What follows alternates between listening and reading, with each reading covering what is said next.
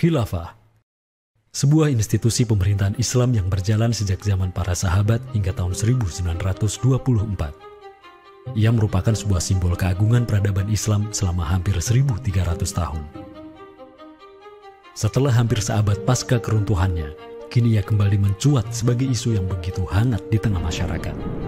Belahan dunia timur dan barat membicarakannya, tak terkecuali di Indonesia.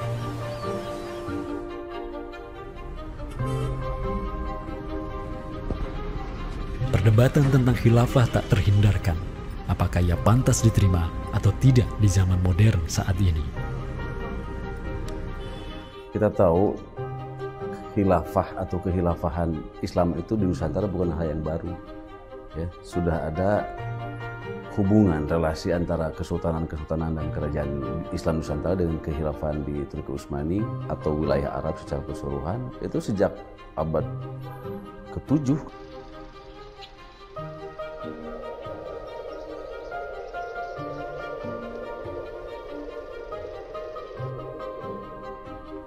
Sejarah khilafah yang panjang di pentas dunia telah memainkan debutnya di Nusantara.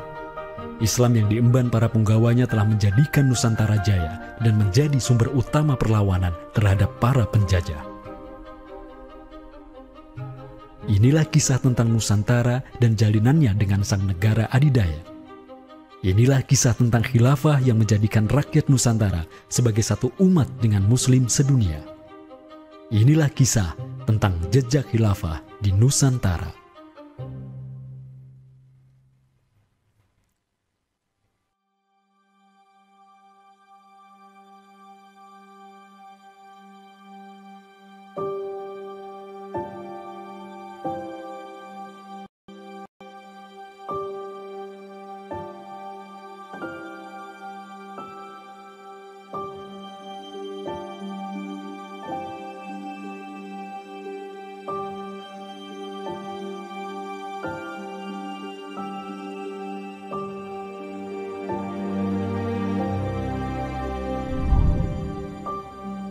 Senin, 12 Rabiul Awal tahun 11 Hijriah, bertepatan dengan tahun 632 Masehi.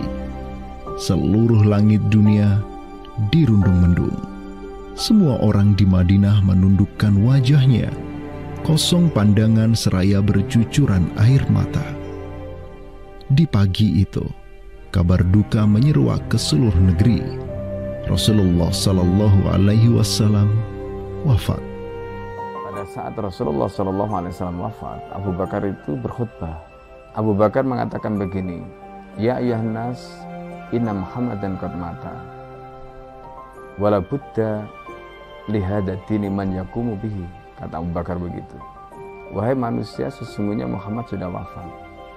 Dan urusan agama ini harus ada yang mengurusnya.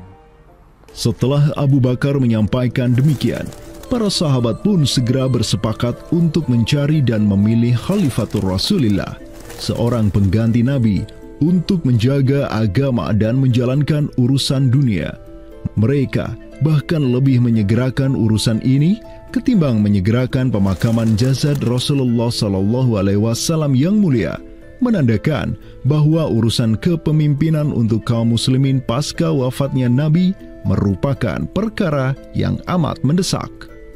Karena itu Sayyidina Umar juga mengatakan, La islama illa bil jamaah, wala jama'atan illa bil imarah, wala imaratan illa bil ta'ah. Umar juga memahami sebagaimana yang dipahami oleh Abu Bakar. Islam ini tidak akan kuat kecuali dengan adanya jamaah, dengan adanya persatuan. Dan tidak mungkin umat ini bisa bersatu kecuali dengan adanya imarah, adanya khilafah, adanya kepemimpinan. Dan tidak mungkin adanya imarah kecuali dengan adanya ketaatan. Jadi para sahabat itu paham itu. Kemudian para sahabat itu juga menjalankan apa yang diperintahkan Nabi dalam hadis yang lain. Apa kata Rasulullah? Alaikum bisunnati. Kalian harus pegang teguh sunnahku. Wa sunnatil khulafa'ir rasyidin al-mahdiyyin min ba'di. Dan sunnah para khalifah rasyidin al-mahdiyyin min ba'di, mendapatkan petunjuk setelahku. Kemudian Nabi mengatakan, Addu alaiha bin nawajidi. Kalian harus gigit sunnah itu dengan menggunakan gigi geram dan jangan dilepaskan. sunnah yang ditinggalkan oleh para khulafaur rasyidin itu apa? Pertanyaannya begitu. Jawabannya tidak lain adalah khilafah itu, sistem khilafah itu. Maka di Saqifah Bani Sa'idah bersepakatlah kaum muslimin untuk memilih Abu Bakar sebagai khalifah pertama untuk mengatur negara mereka yang disebut sebagai khilafah Islamiyah. Negara khilafah di bawah kepemimpinan Abu Bakar dan khalifah-khalifah setelahnya, Umar bin Khattab, Utsman bin Affan, dan Ali bin Abi Thalib cepat sekali berkembang. Mereka memperluas wilayah khilafah hingga mendobrak dua negara adidaya saat itu, Kekaisaran Persia dan Imperium Romawi.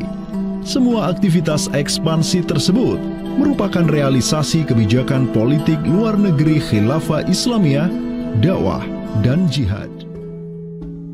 Sementara di Timur Tengah sedang terjadi revolusi tauhid yang luar biasa dengan munculnya negara adidaya baru yang bernama Khilafah Islamiyah. Jauh di sebelah timur, terbentang sehamparan kepulauan yang teramat luas wilayahnya. Masing-masing pulau ini begitu hijau hutannya, mata air mengalir dengan begitu derasnya, disertai kekayaan alam yang melimpah ruah jumlahnya, baik di bawah maupun di atas tanah, baik sebelum maupun selepas pantai. Negeri itu dikenal sebagai Nusantara. Diapit oleh dua benua dan dua samudra, amatlah strategis posisi wilayah Nusantara, menjadikan ia sebagai pelabuhan dagang yang ramai, tempat bertemunya bangsa-bangsa dunia. Kala itu, belumlah penduduk di Nusantara mengenal Islam, sementara kehidupan mereka sedang diselimuti oleh kegelapan. Namun, tatkala Islam sedang membara di Timur Tengah, tentu sampailah pengaruhnya ke Nusantara.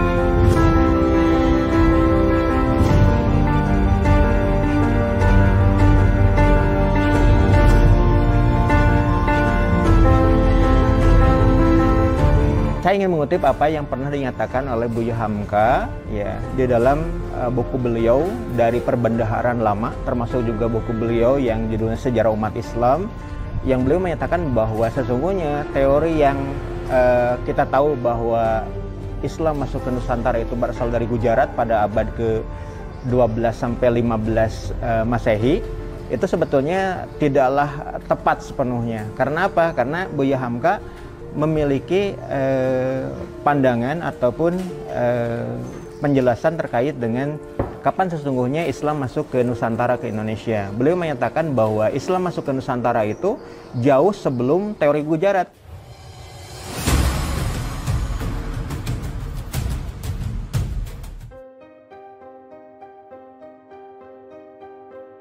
Di bawah pemerintahan Khulafaur Rasyidin yang wilayahnya membentang dari Afrika Utara sampai Persia, perdagangan kaum muslimin berkembang pesat dengan dikuasainya pelabuhan-pelabuhan strategis di Samudra Hindia.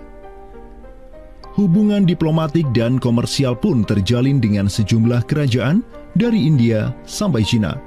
Sui Tangshu, sebuah kronik kuno dari dinasti Tang di Cina mencatat, telah datang serombongan utusan khilafah ke hadapan penguasa Cina di tahun 651 Masehi, di mana tahun tersebut merupakan masa Khalifah Utsman bin Affan.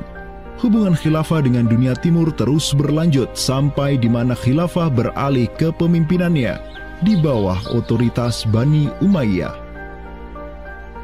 Apabila hubungan negara khilafah dengan kekaisaran Cina sudah terjalin sejak masa Khulafaur Rasyidin melalui jalur laut, tentulah utusan khilafah akan melalui wilayah Nusantara yang menjadi penghubung antara Timur Tengah dan Asia Timur. Dan di ujung paling barat wilayah Nusantara, terdapat pulau besar yang kala itu dikenal oleh bangsa Arab sebagai Sribuza, pelafalan mereka untuk menyebut kerajaan Sriwijaya. Pelabuhan-pelabuhan di kerajaan Sriwijaya senantiasa menjadi titik transit setiap kapal yang hendak melanjutkan perjalanannya. Tentu, penguasa Sriwijaya akan menyadari keberadaan pelayar-pelayar muslim yang singgah di wilayah kekuasaannya. fakta bahwa kerajaan Maharaja Indravarman di Sriwijaya itu ada komunikasi dengan Daulah Umayyah, mengirim surat 2 kali yang isi suratnya itu dari raja dengan 1000 gajah ya dan sebagainya, yang menunjukkan surat menyurat seabad itu yang menunjukkan ada hubungan kekhilafahan dengan Nusantara. Dan secara historis ya sangat logis ketika itu superpower dunia adalah khilafah.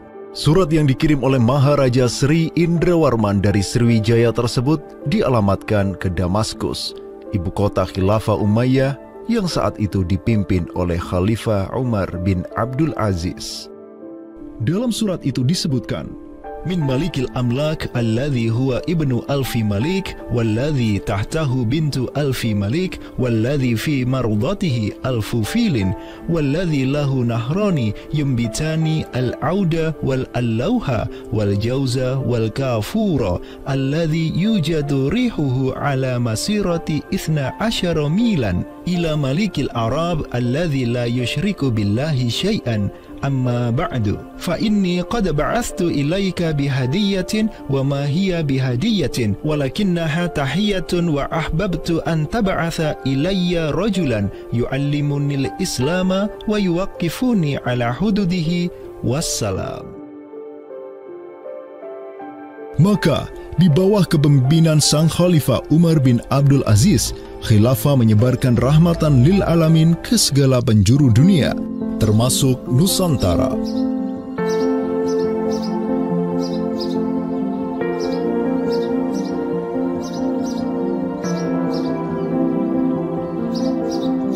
Seperti sekarang Amerika atau Eropa kan ada hubungan dengan semua negara karena dominasi politik, ekonomi mereka, budayaan dan sebagainya. Saat itu penguasa dunia atau superpower adalah dunia Islam, institusi politiknya khilafah, maka sangat logis kalau ada relasi dengan berbagai semua negara.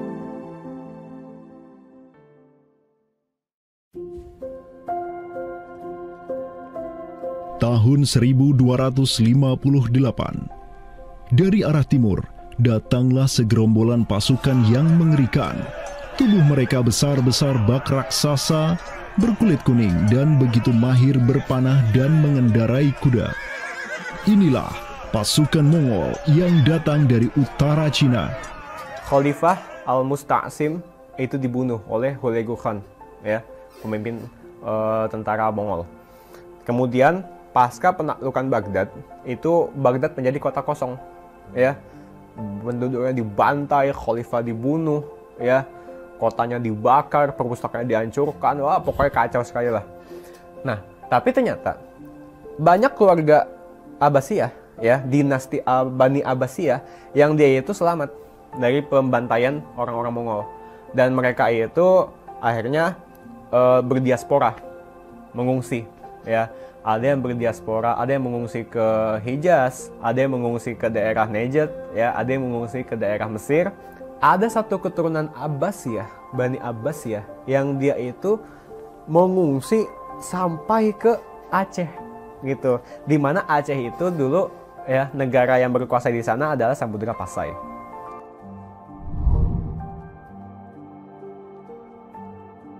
Terdapat 3 orang Bani Abbasiyah yang diketahui dimakamkan di Aceh, yakni yang pertama Sodrul Akabir Abdullah bin Muhammad Al-Abbasi, keturunan Khalifah Al-Mustaunsir Billah. Kedua, istrinya Siti Rahiman binti Malikul Mu'azzam, dan ketiga, anaknya Sodrul Akabir Yusuf bin Abdullah Al-Abbasi. Mereka bertiga dimakamkan di kompleks yang sama.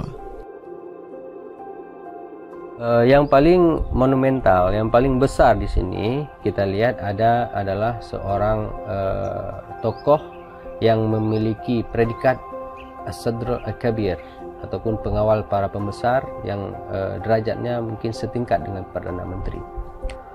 Beliau bernama Abdullah bin Muhammad bin Abdul Qadir bin Abdul Aziz bin Al-Mansur Abi Ja'far Al-Abbasi, yang mana genetika beliau yang daripada Al-Mansur ini sendiri, yang merupakan kakek buyut daripada Abdullah ini, adalah seorang khalifah dari Bani Abbasiyah. Bani Abbas ini yang terkubur di Aceh, ya, Lok Sumawe ini, ayahnya ini, ya, Muhammad bin Abdul Qadir, ternyata dia itu dicatat oleh Ibnu Battuta, ya, dicatat oleh Ibnu Battuta dalam rihlahnya kitab Tuhfatun Nazar, ya. Nah, dia itu ayahnya Abdullah bin Muhammad Sodrul Akabir yang di Pasai itu menjadi gubernur, ya, menjadi gubernur di mana, di daerah India, gitu, dicatat oleh Ibnu Battuta, gitu, ya. Dan Ibnu Battuta mencatat sultan-sultan di India itu begitu hormat, ya, begitu taat, dan mereka itu memuliakan keturunan Khalifah Abbasiyah ini, ya, keturunan Khalifah Al-Mustansir Billah, begitu. Nah, ini mengindikasikan bahwasanya apa? Sultan-sultan India itu begitu memuliakan, dan mereka itu dalam satu riwayat lain juga membaiat Khalifah Abbasiyah yang ada di Mesir. Sementara sultan-sultan di India, ya, kesultanan Islam di India itu punya hubungan erat dengan Samudra Pasai, begitu. Nah, di sini kita bisa menduga kuat bahwasanya Samudra Pasai itu juga berbaiat kepada Khalifah Abbasiyah. Samudra Pasai pada masa itu berbaiat kepada dinasti sebelum Utsmaniyah berkuasa, yaitu kita menduga dan meyakini hal tersebut sesuai fakta-fakta yang kita temukan di lapangan, bahwa Madinatul Sumatera ataupun Jaziratul Jawi, Samudra Pasai itu berbaiat langsung kepada dinasti Abbasiyah. Sultan Zainal Abidin bin Ahmad bin Malikus Zahir bin Malikus Saleh, penguasa Pasai di masa Sodrul Akabir Abdullah Al-Abbasi hidup, menyatakan baiatnya kepada Khalifah Al-Mutawakkil 'ala Allah di Kairo di awal abad ke-15. Begitu pula sebelumnya, Sultan Muhammad bin Tughluk di Delhi diikuti oleh Sultan Jalaluddin Muhammad dari dinasti Raja Ganesh di Bengali dan penguasa dari dinasti Utsmaniyah di Turki, Sultan Bayazid pertama. Seluruh sultan di dunia Islam menyatakan baiatnya kepada Khilafah Abbasiyah semenjak gelombang badai Mongol berhasil dihentikan oleh pahlawan-pahlawan Mamluk. Pusat Khilafah Abbasiyah kini berpindah ke Kairo, Mesir, dan menjadi magnet kaum muslimin global. Dari pusat khilafah inilah dakwah Islam mulai bangkit kembali dan menggencarkan aktivitasnya dengan mengirim berbagai juru dakwah ke seluruh penjuru alam. Dengan Samudra Pasai yang mendaulatkan dirinya sebagai Darul Islam yang berbaiat kepada Khalifah, Samudra Pasai mengemban tugas untuk mengubah seluruh Asia Tenggara dari Darul Kufri menjadi Darul Islam.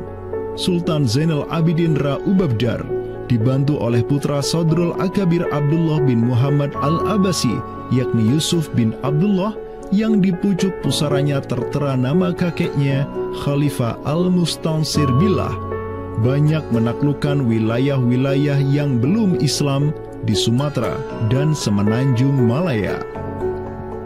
Seperti Ra Ubabdar, Ra Ubabdar itu berasal dari dua kata, Ra dan Ubabdar, yang mana artinya adalah penguasa gelombang. Ini adalah sebuah predikat yang sangat luas sebenarnya maknanya, sesuai dengan masa yang ditorehkan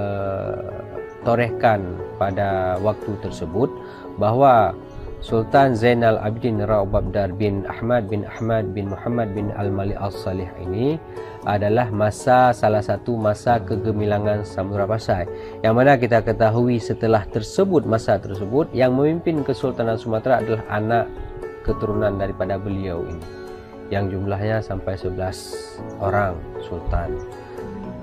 Bergerak dan terus bergerak itu meluaskan dakwah Islamnya sampai ke pulau-pulau. Itu masa Zainal Abidin Ra Ubabdar, terutama penakluk gelombang yang dijuluki beliau itu melebarkan sayap itu sampai ke seluruh Asia Tenggara. Digelarilah Sultan Zainal Abidin Pasai dengan sebutan Ra Ubabdar, bahasa Persia untuk gelar sang penakluk gelombang, karena dengan arungan pasukannya yang luar biasa di atas gelombang laut Nusantara, ia membuka banyak sekali wilayah. seperti Malaka misalnya, di mana di sanalah Sultan Zainal Abidin Ra Ubabdar menempatkan putranya Sultan Mansur sebagai penguasa Darul Islam Malaka. Kesultanan Samudra Pasai banyak pula mengirimkan juru dakwahnya untuk meminta penguasa-penguasa Nusantara lain agar menerima Islam. Salah satu juru dakwah tersebut dikirim ke Jawa Timur, pusat pemerintahan rezim yang mendominasi wilayah Nusantara saat itu, Kerajaan Majapahit.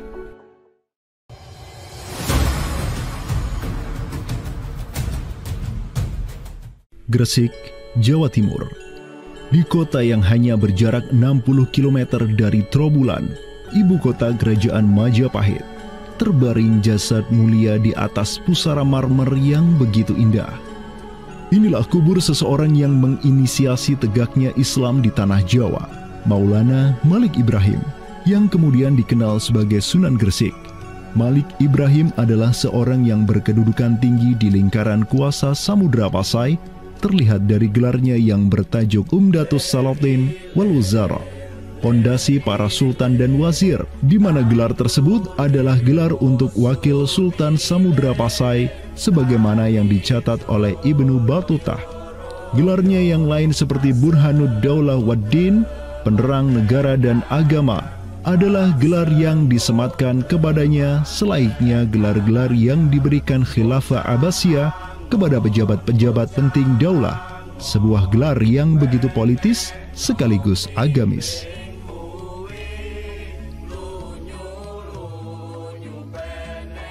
Maulana Malik Ibrahim dikirim oleh Pasai untuk mendakwahkan Islam kepada rakyat dan para penguasa Majapahit. Banyak orang-orang dari kesultanan ini, Kesultanan Samudra Pasai, yang itu berbaiat langsung ke khalifah, itu mengirim orang-orang atau orang-orang Pasai itu banyak bermigrasi ke daerah-daerah lain di Nusantara. Misalkan ya, kalau kita perhatikan makam tertua ya, salah satu makam tertua di Jawa yang sekarang terletak di Gresik, siapa orangnya ya? Pemilik makam ini itu adalah Maulana Malik Ibrahim. Maulana Malik Ibrahim ya, kalau kita perhatikan makamnya yang di Gresik itu sama persis gayanya dengan apa? Dengan makam-makam yang ada di Pasai, begitu. Nah, ini merupakan bukti bahwasanya Sunan Gresik itu pernah ada di Pasai, ya, dan dia itu ya tahu sendiri lah, ya, bahwasanya Maulana Malik Ibrahim yang kemudian dikenal juga sebagai Sunan Gresik itu merupakan salah satu dari Wali Songo. Bersama kakek, paman, keponakan, cucu cicit dan murid-murid pilihannya yang kemudian disebut Wali Songo, Maulana Malik Ibrahim berdakwah di Jawa dan menyebarkan Islam di kalangan penduduknya. Mereka mendapat sokongan penuh dari negara yang berkuasa di Samudra Pasai, kesultanan yang berbaiat kepada Khilafah Abbasiyah. Dakwah mereka terus berkembang, perlahan namun pasti, dan mulai melumat persendian kuasa Majapahit yang mulai keropos akibat kekacauan internal mereka sendiri.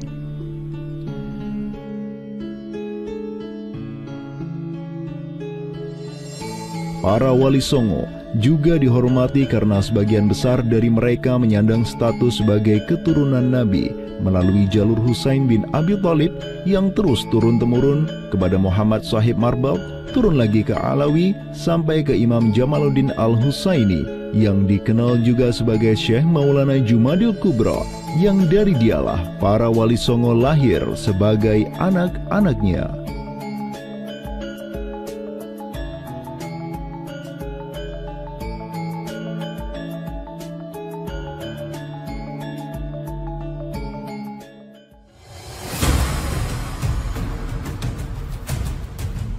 Bertolak dari Gresik, dakwah para wali menyebar ke kota-kota lainnya di Pulau Jawa, bahkan sampai keluar Jawa seperti Maluku, Ternate, Makassar, Kalimantan, dan sebagainya. Selain kalangan rakyat, banyak pula pejabat-pejabat Majapahit yang tercerahkan dengan Islam dan sukarela mengucap syahadatain seperti para adipati Majapahit di Palembang, Cirebon, Semarang, Pekalongan, Jipang, sampai Mataram. Tak tanggung-tanggung, di antara mereka yang berislam bahkan merupakan sang putra mahkota Majapahit sendiri, Pangeran Jimbun alias Raden Patah yang merupakan buah dari pernikahan Raja Brawijaya kelima dengan seorang putri Cina. Ketika dewasa, Raden Patah belajar kepada Sunan Ampel di Surabaya. Kemudian diangkat menjadi Adipati Demak oleh ayahnya. Kemudian di tahun 1478, Brawijaya kelima digulingkan oleh pesaingnya dari Kediri, Girindra dan Patih Udara. Kaum muslimin pun meraih kemenangan, hingga akhirnya mereka berhasil memproklamirkan berdirinya sebuah daulah Islam pertama di Tanah Jawa, Kesultanan Demak, pada tahun 1482. Digelari Raden Patah sebagai Senopati Jimbun Ningrat Ngabdurrahman Panembahan Palembang Saidin Panatogomo, atau dengan gelarnya dalam bahasa Arab, Sultan Syah Alam Akbar Al-Fatah. Dialah Sultan yang telah memfutuhat Jawa menjadi Darul Islam. Dengan berdirinya Demak sebagai daulah Islam pertama yang berdaulat di Tanah Jawa, bertambahlah kuat bargaining politik Islam di kawasan Nusantara bersama-sama dengan Kesultanan Samudra Pasai di Sumatera, Kesultanan Malaka di Semenanjung Malaya, Kesultanan Brunei di Borneo, Kesultanan Sulu di Filipina, begitu pula Sultan pertama di Ternate, Sultan Zainal Abidin, yang pernah menimba ilmu ke Jawa di bawah bimbingan Sunan Giri. Dalam rentang abad yang bersamaan, kemenangan daulah Islam di kawasan Nusantara juga diiringi dengan penaklukan Konstantinopel, ibu kota Romawi Timur, oleh salah seorang sultan dari Bani Uthmaniyah, Muhammad Al-Fatih. Penaklukan Konstantinopel sekaligus menandakan tamatnya riwayat Imperium Romawi Timur untuk selama-lamanya. Penaklukan Konstantinopel pada tahun 1453 oleh Muhammad Al-Fatih, sang Sultanur Rum, merupakan realisasi dari janji yang telah terucap ratusan tahun sebelumnya oleh lisan mulia sang Sayyidul Mustafa, Rasulullah Muhammad Sallallahu Alaihi Wasallam. Sungguh, Konstantinopel akan benar-benar ditaklukkan. Sebaik-baik pemimpin adalah pemimpin yang berhasil menaklukkan Konstantinopel, dan sebaik-baik pasukan adalah pasukan yang menyertainya. Dengan dikdayanya kuasa Islam di tanah Rum, menjadikan para penguasa Uthmaniyah mempunyai citra istimewa di kalangan rakyat Nusantara.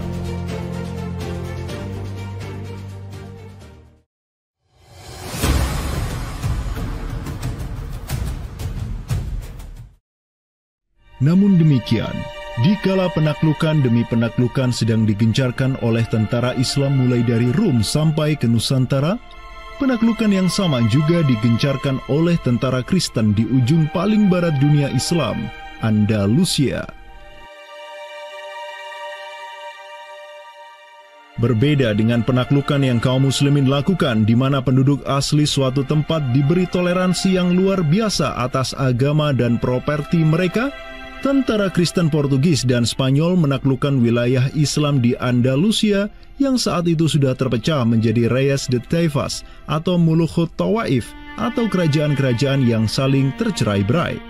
1492, kekuasaan Islam terakhir di Andalusia, Granada, berhasil ditaklukkan oleh suami istri yang menjadi penguasa Spanyol, Fernando de Aragorn dan Isabella de Castilla.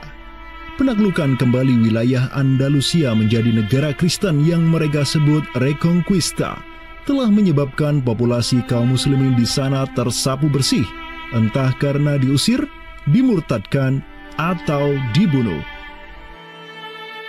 Selain Reconquista, kaum Kristen Spanyol dan Portugis juga mempunyai motif ekonomi untuk menjadikan diri mereka kaya, yakni dengan mencari jalur rempah di Samudra Hindia yang saat itu merupakan potensi sumber daya alam yang luar biasa. Program mereka untuk mencari rempah di Samudra Hindia mereka sebut sebagai Estado da India. Kita sering dengar dengan istilah 3G gitu kan. Glory, Gospel, dan Gold gitu kan. Jadi ya mereka ingin ekspansi, mereka ingin menyebarkan misi agama mereka, dan mereka juga ingin mencari gold. Goldnya di sini adalah justru adalah rempah gitu kan. begitulah betapa berharganya rempah pada saat itu, sampai 1 gram pala dihargai dengan 2 gram emas gitu kan. Paus Alexander ke-6, pemimpin kaum Kristen saat itu, begitu mendukung hasrat Portugis dan Spanyol untuk menjelajah dunia dan menyebarkan Kristen. Maka, berangkatlah gelombang penjelajah Portugis yang disertai pasukan dan senjata untuk menaklukkan dunia Islam di Samudra Hindia. Di bawah pimpinan Alfonso de Albuquerque, armada Portugis berhasil menaklukkan Goa di India pada tahun 1510. Dan setahun kemudian, berhasil sampai ke Malaka, merebut pelabuhan strategis itu dari Sultan Mahmud Syah yang memerintah tempat tersebut.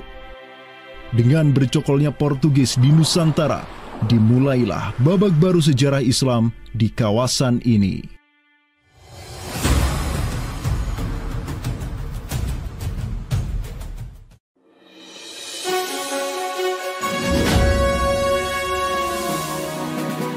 Sementara di Nusantara tengah berlangsung gejolak dengan hadirnya Portugis yang berpusat di Malaka.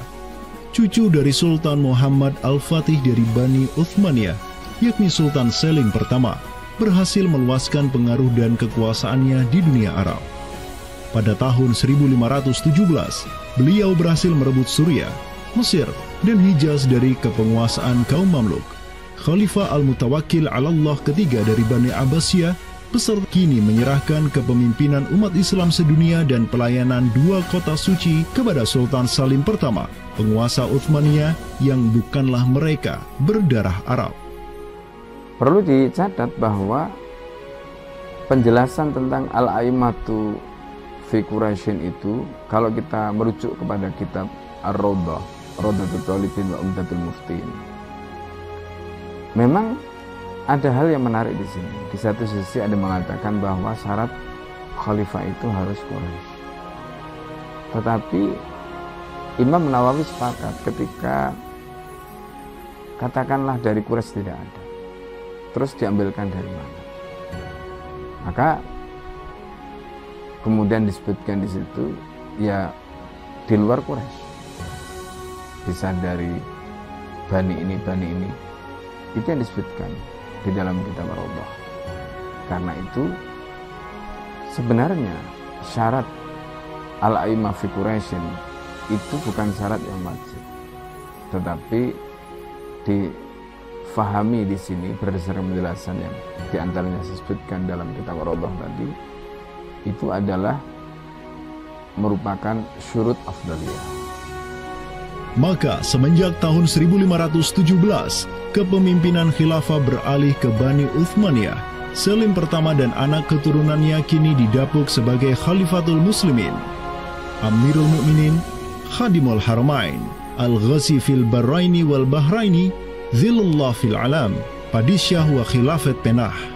Wilayah khilafah Uthmaniyah terus merangsek Eropa, dan merekalah yang menguasai Laut Mediterania dan juga Laut Merah. Adapun Portugis yang bercokol di Samudra Hindia mulai ketakutan karenanya. Karena dengan munculnya khilafah Uthmaniyah sebagai negara Islam yang adidaya, solidaritas Muslim sedunia akan bangkit kembali karena memiliki perisai kuat di sisinya. Ini erat kaitannya dengan hubungan dengan negeri kita, karena keimanan yang kemudian merekatkan ya dengan semangat akidah Islamiyah, semangat ukhuwah Islamiyah, menjadikan umat Muslim yang ada di Timur Tengah dengan umat Muslim yang ada di Nusantara Indonesia itu terjalin hubungan yang sangat erat. Karena kita tahu bahwa ada ayat Allah Subhanahu wa Ta'ala yang menyatakan innamal mu'minuna ikhwah. Sesungguhnya orang-orang beriman itu adalah saudara. Ketika ada saudara mukmin yang terzalimi, maka saudara mukmin yang lain itu punya kewajiban untuk membela.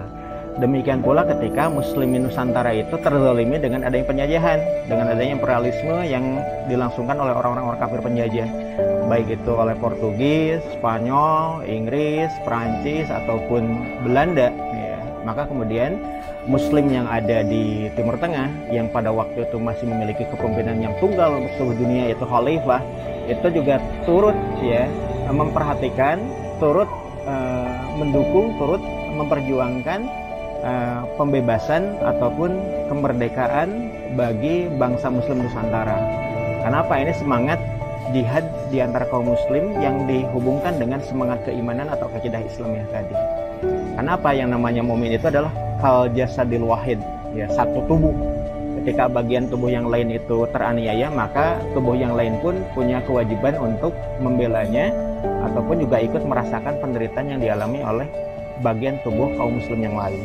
Semenjak Portugis berhasil menancapkan kukunya di India dan Malaka, tidak hanya dua wilayah tersebut yang ditimpa petaka, namun juga hampir seluruh kesultanan di Samudra Hindia dan Nusantara. Sultan dari Samudra Pasai kala itu, Zainal Abidin bin Mahmud bin Zainal Abidin Ra-Ubabdar, yang mendaulatkan dirinya sebagai Al-Qaim tahta Amri Rabbil Alamin, orang yang berdiri di bawah perintah Tuhan semesta alam, mengirim surat kepada Portugis di Malaka untuk menggugat kelakuan mereka yang sangat merugikan kaum muslimin di kawasan.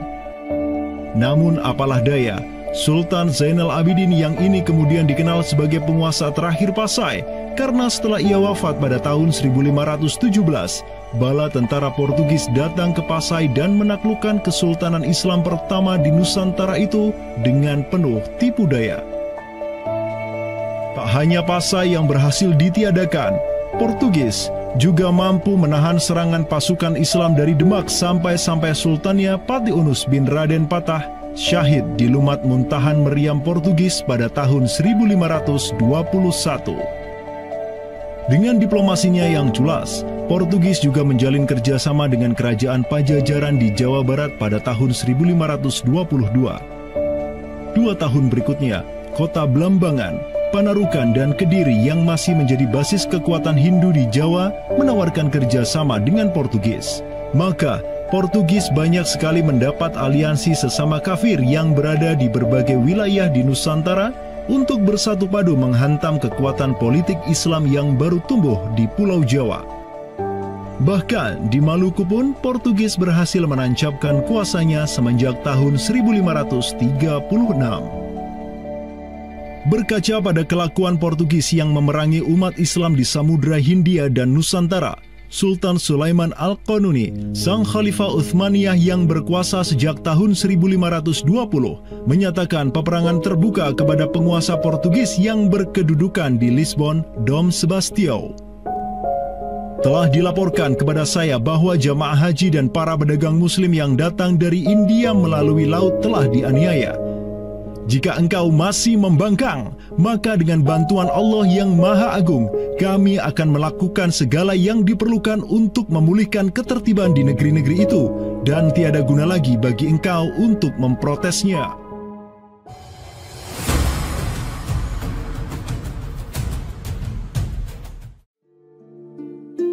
Penjaga kedaulatan Islam di Sumatera yang harum selama ratusan tahun, Samudra Pasai, kini sudah sirna di bawah kungkungan Portugis. Namun, harapan kemenangan itu masih ada. Karena tak lama setelah itu muncul kekuatan baru yang terbit di ujung utara Sumatera, Kesultanan Aceh. Kita mengetahui bahwa Sultan Aceh yang pertama adalah Sultan Ali Mughayat Shah. Ya, beliau wafat tahun 1530. Dan ini merupakan masa yang bersamaan dengan Sultan Sulaiman Al-Qanuni dari Khilafah Utsmaniyah. Prestasi Sultan Ali Mughayat Shah telah dicatat dengan tinta emas sejarah.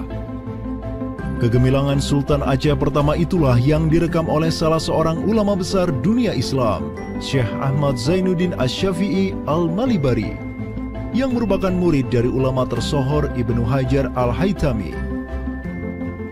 Dalam kitabnya Tuhfatul Mujahidin fi Ba'di Akhbaril Burtukaliyin, Syekh Zainuddin Asy-Syafi'i menulis, dan mereka, orang-orang Portugis, semoga Allah mengalahkan mereka, mendatangkan berbagai barang dari negeri-negeri yang jauh. Mereka menjadi ramai dan bertambah banyak di kawasan. Para penguasa berbagai pelabuhan menuruti kehendak mereka sehingga mereka sepenuhnya menguasai pelabuhan-pelabuhan tersebut. Pelayaran hanya dapat dilakukan dengan jaminan keamanan dari mereka. Perdagangan dan kapal-kapal mereka bertambah banyak, dan sebaliknya, perdagangan muslimin di luar kapal-kapal dan benteng-benteng yang mereka bangun makin merosot.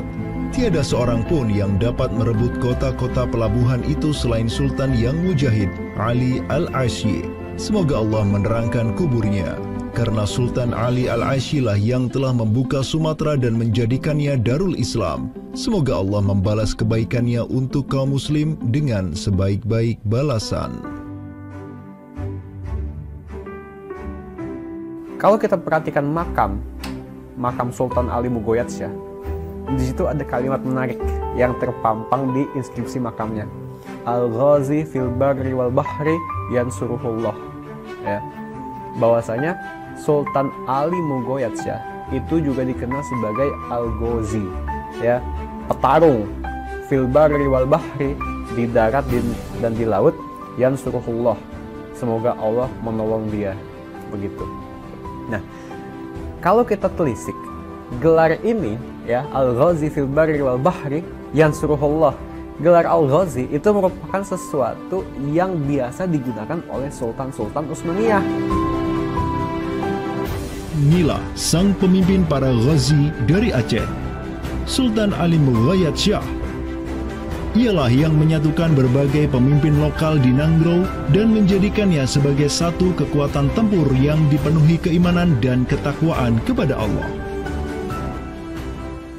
Sebenarnya yang bergelora di masyarakat Aceh ini itu jihad fisabilillah, ya, atas nama Islam.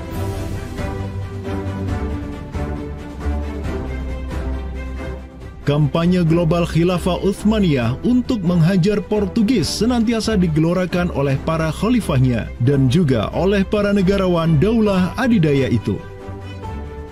Tahun 1539, Khalifah Sulaiman Al-Qanuni memerintahkan wazir agungnya Hadim Sulaiman Pasha untuk mengirim utusan ke Aceh sebagai bentuk tanggung jawabnya untuk membantu kaum muslimin di sana.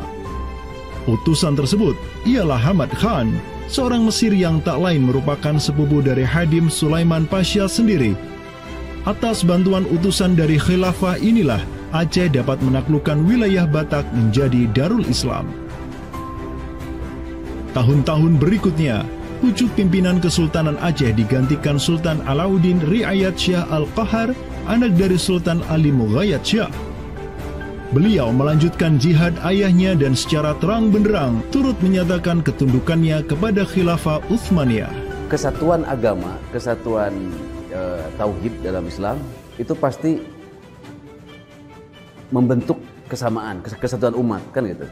Ya, kesatuan umat, karena Islam itu kan dibentuk oleh keyakinan akidah, kesatuan keyakinan yang sama, ya, dan tidak mengenal batas wilayah, tidak mengenal nasionalisme dan sebagainya. Jadi melihat siapa penguasa dunia adalah Khilafah Turki Utsmani, ya pasti ada hubungan emosional.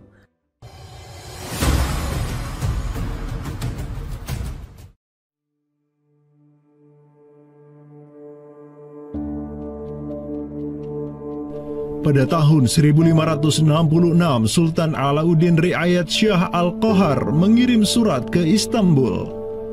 Dan pada baris ke-69 sampai ke-71, Sultan Aceh ini menyatakan baiatnya kepada Khalifah Sulaiman Al-Qanuni.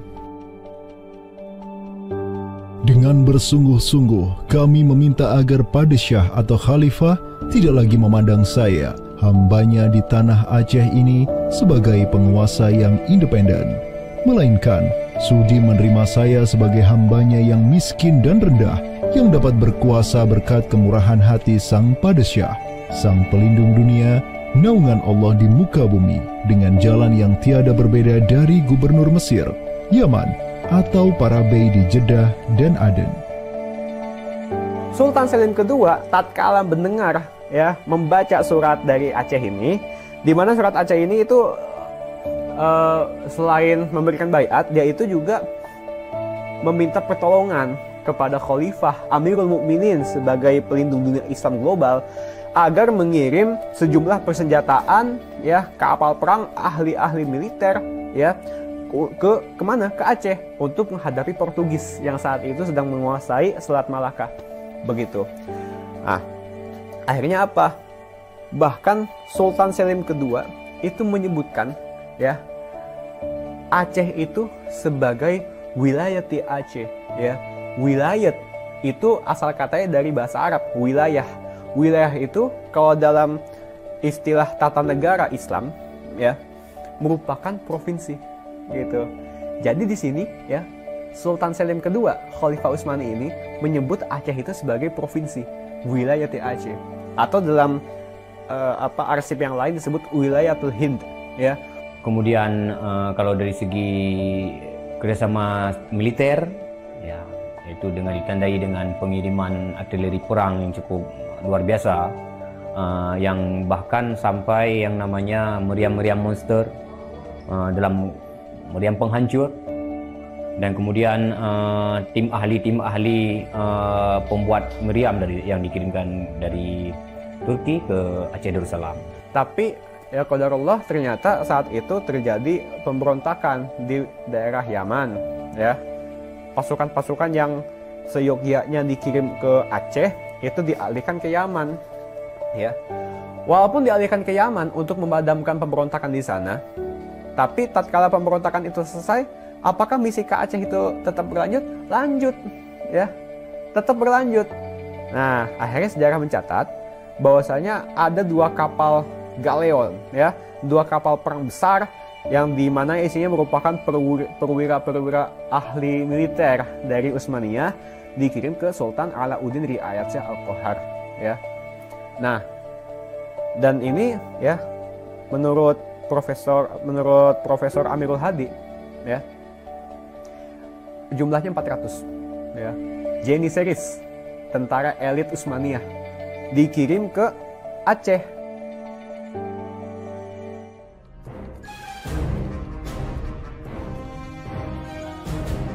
Selama masa Sultan Alauddin Riayat Shah Al-Qahar, Aceh melancarkan serangan besar-besaran ke Malaka demi menghancurkan Portugis. Serangan-serangan itu dilaksanakan pada tahun 1537, 1564, dan 1568. Pada serangan yang ketiga di tahun 1568, armada raksasa berkekuatan 15.000 Ghazi Aceh, 400 Janissaries dari Khilafah Utsmaniyah, dan 200 meriam monster karya para ahli senjata Utsmaniyah berangkat ke Malaka yang dikomando langsung oleh Sultan Alauddin Riayat Shah Al-Qahar. Portugis yang bercokol di Malaka benar-benar kewalahan dan hancur berantakan ketika diserang bertubi-tubi oleh pasukan Aceh.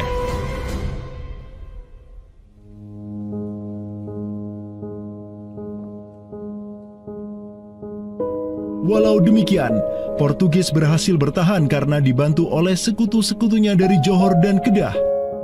Banyak korban yang berjatuhan baik dari pihak Aceh maupun pihak Portugis. Begitu pula ada beberapa Janissaries Utsmaniyah yang turut gugur dalam jihadnya di kawasan Nusantara ini. Ada satu daerah di kawasan Bandar Aceh ini, Bandar Aceh Darussalam, itu Kampung Bitai.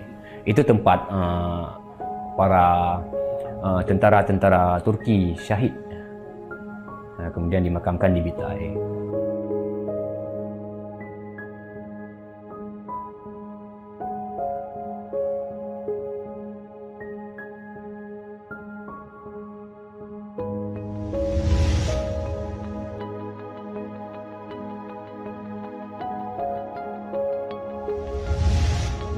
Mungkin kita melihat juga dari segi numismatik atau mata uangnya, banyak sekali dirham-dirham Turki Utsmani kita temukan di sini. Ini adalah Gampung Pande, sebuah rawa kumuh yang terletak di tepi pantai Kutaraja, Banda Aceh. Semenjak tahun 2006, tempat ini sudah dijadikan sebagai tempat pembuangan akhir untuk sampah dan tinja. Kemudian sempat pula ingin dibangun di atasnya instalasi pengolahan air limbah atau IPAL oleh Pemda setempat.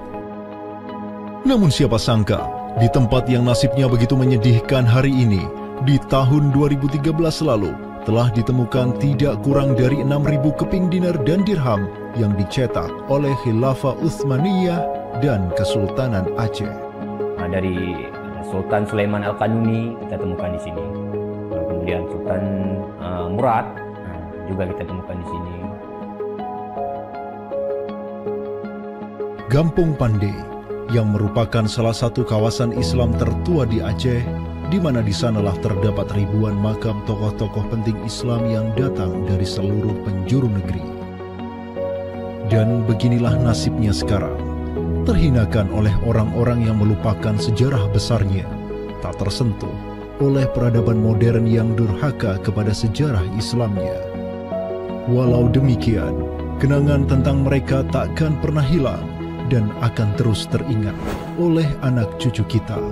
Mereka akan terus mengingat bahwa orang tua kita dahulu, para penguasa kita yang saleh dulu, pernah menyatakan baiatnya kepada Amirul Mukminin, khalifahnya umat Rasulullah sallallahu alaihi wasallam. Inilah kubur orang yang dirahmati lagi diampuni. Dialah Al-Ghazi, sang petarung di jalan Tuhan semesta alam, penentang kaum kafir dan musyrikin, pecinta kaum fakir dan miskin, Sultan Alauddin Riayat Shah, naungan Allah di muka bumi, putra Sultan Ali Mughayat Shah. Semoga Allah menyiramkan rahmat ke atas pusaranya dan menjadikan surga tempat kediamannya.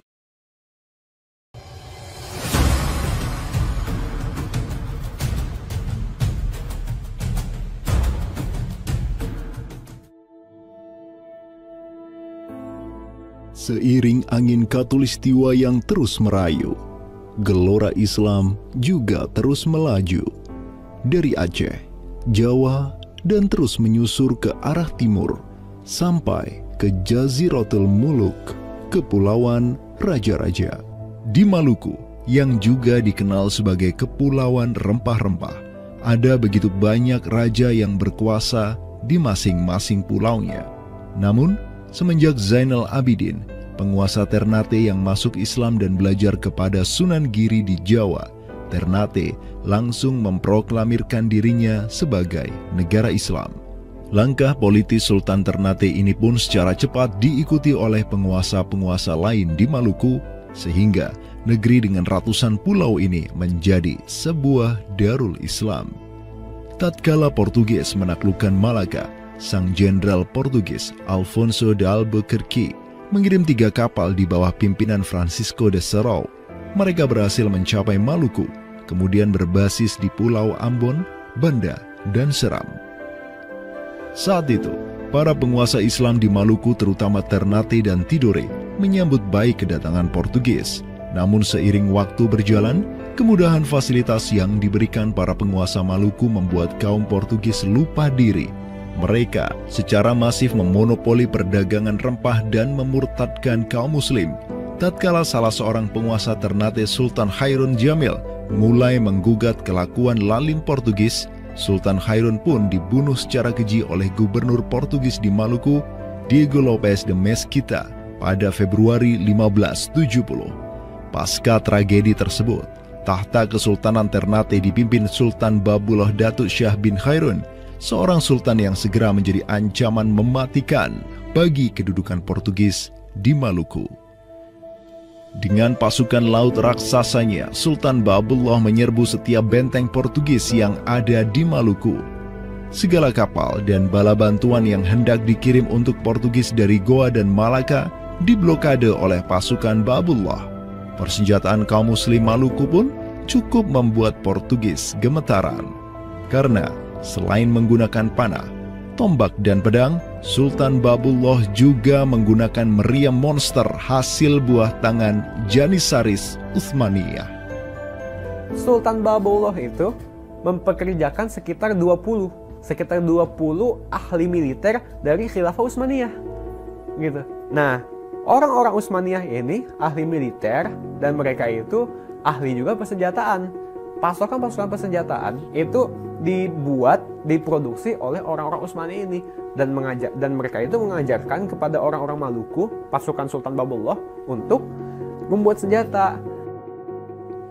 20 orang Utsmaniyah ini merupakan sebuah tim ahli senjata yang menjadi bagian dari pasukan Khilafah Utsmaniyah yang dikirim Khalifah Selim II kepada Sultan Alauddin Riayat Shah Al-Qahar di Aceh. Dengan pengalaman yang mereka dapatkan setelah membantu Sultan Aceh berjihad melawan Portugis di Malaka, 20 Janissaris ini melanjutkan perjalanan mereka dari Aceh menuju Ternate. Peperangan dan pengepungan pasukan Babullah untuk menyerang Portugis yang bersembunyi di benteng-benteng mereka terus berjalan selama 5 tahun, dari tahun 1570 sampai tahun 1575. Akibat pengepungan tersebut, kaum Portugis amat menderita dengan kelaparan, sampai-sampai mereka memakan anjing, tikus, sampai cicak demi bertahan hidup. Hingga akhirnya pada 27 Desember 1575, Portugis mengibarkan bendera putih. Mereka pergi dari Maluku untuk selama-lamanya dengan rasa malu yang tiada terperi.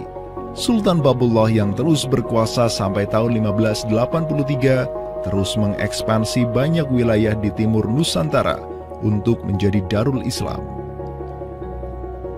Raja Makassar, Karaeng Bonto Langkasa, berhasil Babullah Islamkan sehingga Makassar menjadi Darul Islam. Begitu pula dengan Luwuk, Banggai, Mindanao, Nusa Tenggara, Aru, Halmahera, Jailolo, Bacan, hingga Papua. Semuanya tunduk kepada Sultan Babullah sehingga ia dijuluki sebagai penguasa 92 pulau. Dengan prestasi yang demikian luar biasa, tentu Babullah tidak berdiri sendiri. Ada ikatan solidaritas dengan sultan-sultan Aceh, Jawa, sampai Filipina. Ikatan sebagai satu umat. Ikatan dengan satu akidah, akidah Islam. Ikatan dengan satu semangat, semangat jihad. Dan ikatan dengan satu kepemimpinan. Karena seluruh sultan di Nusantara tunduk dan begitu hormat pada Khilafah Utsmaniyah.